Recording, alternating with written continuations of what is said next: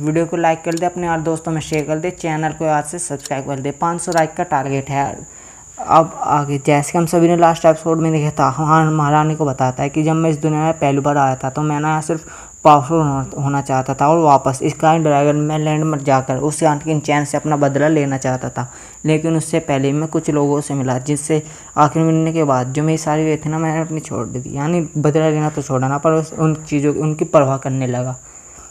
अब आगे एपिसोड शुरुआत में हन अपनी बात आगे बढ़ाता है। वो कहता है जो ब्लैक सिटी है ना, यह उसका कोरियानी दिल है, यानी एंटायर एम्पायर के अंदर कोई नहीं जानता कि उस आदमी ने यानी लोगों के साथ अपनी काइंडनेस दिखाते हुए कौन सा खेल खेला है। एम्पायर जो है ना वह ना सबको अपने हाथों में यानी कंट्रोल करना चाहता है। फिर वह दीवार को देखता है और कहता है कोई है अंदर जिसकी मुझे बहुत ज़्यादा परवाह है, उसकी मुझे ज़रूरत है। फिर अपनी बात आगे बढ़ाता है। वो कहता है इस समय हम पूरे यानी एम्पायर को अपना दुश्मन बना लेंगे।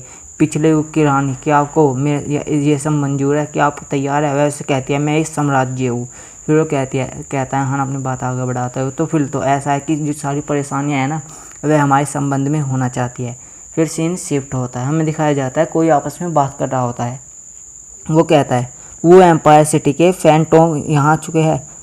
फिर वो कहता है हाँ स्नो माउंटेन भी आ चुके हैं, ब्लड अलायंस भी आ चुके हैं और अलग सेट भी आ चुके हैं और उन्होंने अपने गिफ्ट भी भेजे, यानी ये ब्लड अलायंस लो माउंटेन जो बड़े बड़े ग्रुप्स हैं ना उन्होंने तो अपने लोगों को गिफ्ट लेके भेजा है, पर कुछ सेट यहाँ पर भी है।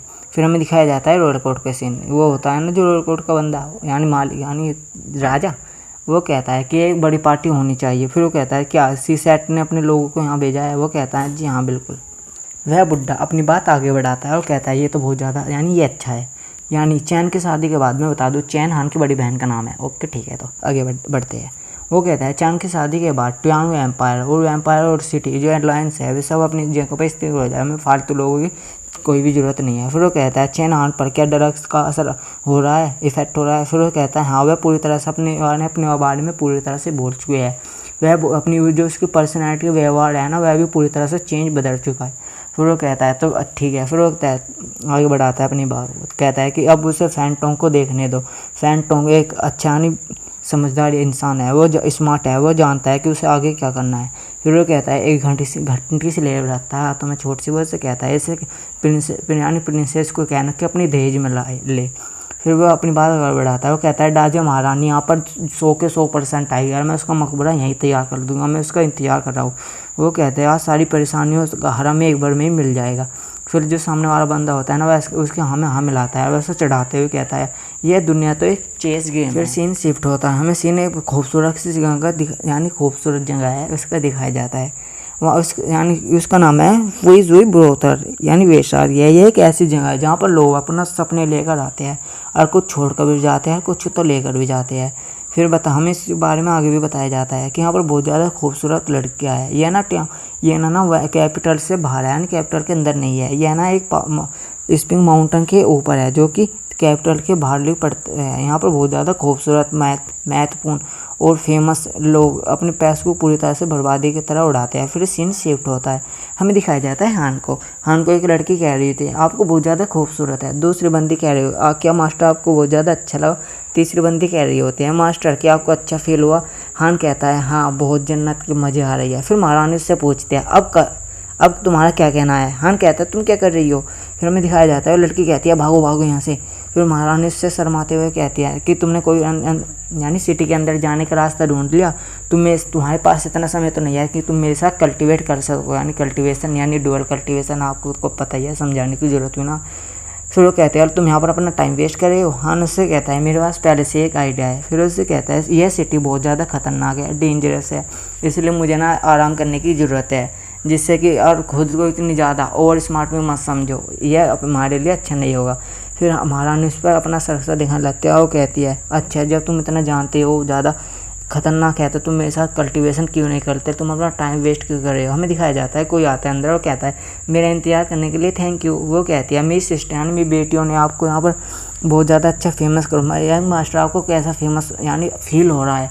हमें बता दो ये जो बेटी कह रही हो ना खुद भी 24-25 साल की है, लेकिन फिर भी उन सबको अपनी माँ यानी उन सब की माँ बताती है अपने आप को, वैसे भी 24-25 साल की है बस। वह जब सामने वाला सीन देखती है ना तो उसके होश उड़ जाते हैं। वो कहते हैं फिर वो कहती है मुझे लगता है मैजेस्टी में गलत टाइम पर आ गई। वो कहती है मुझे लगता है मुझे यहाँ से जाना चाहिए। फिर वो अपने मन ही मन में सोचती है जब हम लाओसन पीक पर अलग हुए थे तो महारानी पूरी तरह से घायल हो चुकी थी, लेकिन अब देखते हुए लगता है कि वो पूरी तरह से रिकवर हो चुकी है और पहले से स्ट्रॉन्ग।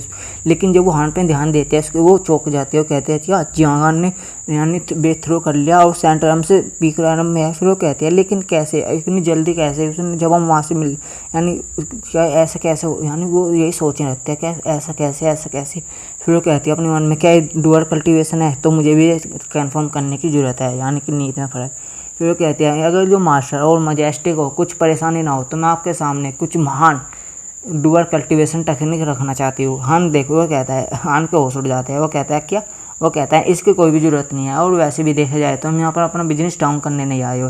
फिर सीन हमें दिखाया जाता है हान अपने मन ही मन में सोच रहा है। लड़की उससे कह रही होती है कि जो विलेज का जो वो है ना बिजनेस है ना व्यापार है ना उसके बेटियों का पूरे व्यापार में फैला हुआ है। अगर आपको कभी भी वहाँ पर आना हो तो ये टोकन ले लीजिए जिससे ये उसका एक्सेस है। फिर वो कहते हैं मास्टर अगर आपको कभी भी मेरी याद आए तो प्लीज़ मुझसे कांटेक्ट करिएगा।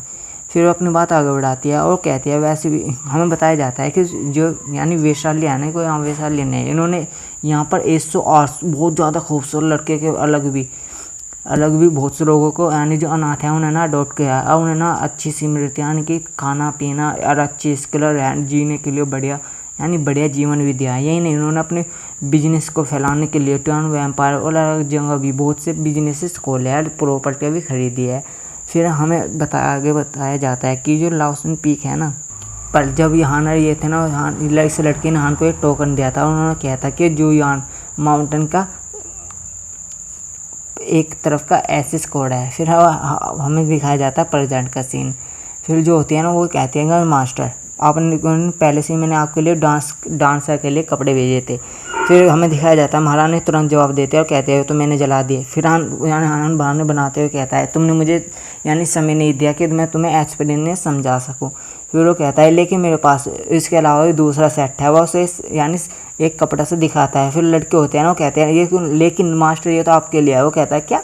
फिर वो कहते हैं यानी अभी शादी के समय में हमें दूसरे पर आंखें डालने की ज़रूरत नहीं है। फिर वो अपनी बात आगे बढ़ाती है। वो कहते हैं ड्यान वो व्यापार ने इस वेडिंग को अपने फ़ायदे के लिए एक बहाना है उनसे सबको फैक्शन को अपनी एक जगह इकट्ठा करने का। आगे बता के कि इसमें ब्लड ब्लिंग्स स्नो माउंटर वो सिटी के बड़े यानी कल्टीवेटर आने वाले हैं। फिर वो कहते हैं वे ना सभी को एक जगह इकट्ठा करना चाहते हैं। वो फिर अपनी बात आगे बढ़ाते हैं और कहते हैं कि वह बहुत ज़्यादा सावधानी बरत रही है। वे लोगों को अंदर आने और बाहर जाने पर पूरी तरह से चेकिंगें लगा रहे हैं। यही नहीं, उन्होंने हर किसी की जांच के लिए अलग अलग स्टैंप लगा रखे है और उन स्टैंप के आधार पर लोगों को सेरेमनी में बुलाया जाएगा। फिर वो कहते हैं नॉर्मल जो आदमी हो गया ना उन्हें ना यानी कि जहाँ शादी होगी ना वहाँ बुलाया नहीं जाएगा। फिर वो ताली बजाती है, हमें दिखाया जाता है वो ज़्यादा खूबसूरत लड़की आने आ जाती है। फिर वो कहते हैं मास्टर आपको यानी मेरी ना कुछ समय बाद यहाँ पर ना मैंने ना यून फैमिली से बात करी थी और उनसे ना सिफारिश करी थी, तो उन्होंने हमें वाली रिकमेंडेशन करी है जिससे कि हमारे यहाँ की 7 लड़कियाँ ट्यान वैम्पायर की महारानी की उसमें यानी मामा की उसमें डांस के लिए जाएगी। फिर अपनी बात आगे बढ़ाती है और कहती है कि हम ना वेडिंग से कुछ समय पहले यानी एक दिन पहले ही रिहर्सल करने के लिए वहाँ पर चले जाएंगे।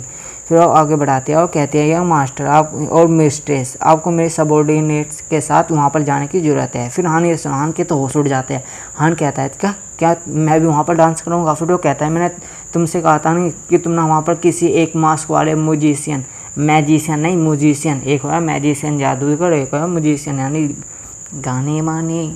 फिर वो कहते हैं भरक सब के सब जानते हैं कि यानी इस माउंटेन पे एक भी मर्द नहीं है। फिर अपनी बात आगे बढ़ाती है और कहती है कि समय के लिए आपको मेरी बेटियों के साथ प्रैक्टिस करने की ज़रूरत है।